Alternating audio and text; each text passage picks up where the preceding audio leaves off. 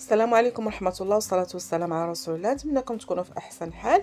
بما أن رمضان هذا وقته وكنبغيو نشهيو شي مملحات ولا شي حاجة. أنا اقترح عليكم هاد المملحة اللي كتجي رائعة وزوينة بزاف.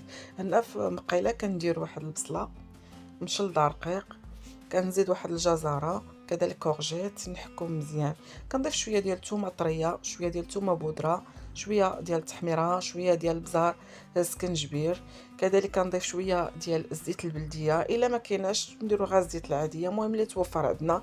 كذلك كنزيدو شويه صلصه ديال المحار، صلصه ديال لي زويتر، شويه ديال السوجه ثقيله، الا ما كانوش ممكن نعوضها بشويه عطريه الحوت الا كاينه. صافي المهم هنا من بعد ما كنكملوا يعني كنشحر مزيان حتى كتشحر عندنا.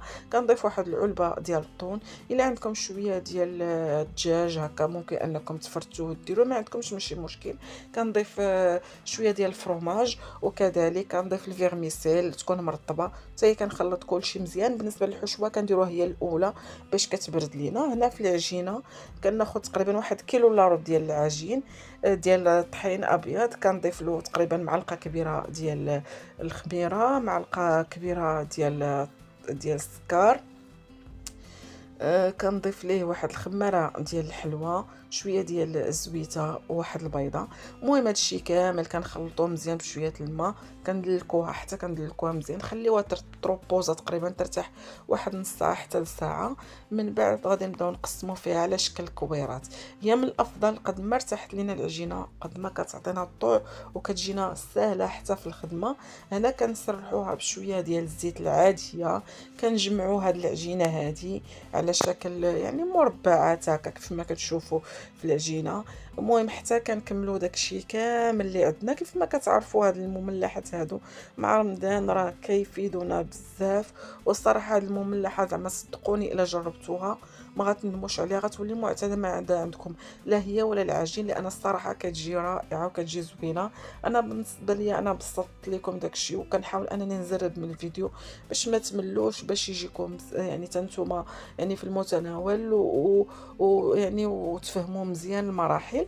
المهم كيف ما لاحظتوا معايا هنايا من بعد ما سرحنا تقريبا العجين كامله، كناخذوا العجينه الاولى من بعد ما كتطيب، يعني كنبداو باول عجينه صافي كنبداو نسرحوا هكا الجناب ديالها على شكل طولي بحال هكا، والودينات الاخرين كنخليهم شويه يعني عاديين، يعني يعني كيف ما كتلاحظوا جهه كنطولها مزيان وجهه كنخليها شويه صغيره وصافي. وكناخذ هكا الحشوه وكنبدا نجمعها في الجناب هكا مزيان، كنجمع نجمع نجمع صافي وكنشكلها على شكل هلال.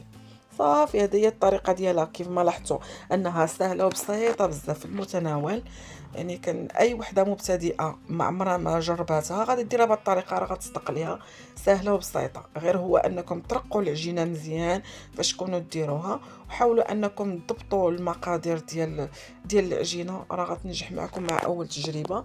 صافي هنا من بعد ما كنكملوا كناخذوا واحد بيضه كامله اولا صفاره البيض، كندهنوا مزيان، كنزيد عليه شويه ديال الزنجلان، صافي ندخل كلشي كيطيب. من بعد ما كنخرجوها وكنقدموها بالصحه والراحه راه كتجي هائله وزوينه. نتمنى ان الفيديو كان يكون لان الاعجاب ديالكم. ان شاء الله مزيد من الفيديوهات عبر قناه ديالي سناء عنبري عبر اليوتيوب. مشاهده طيبه للجميع ان شاء الله. نهاركم مبروك.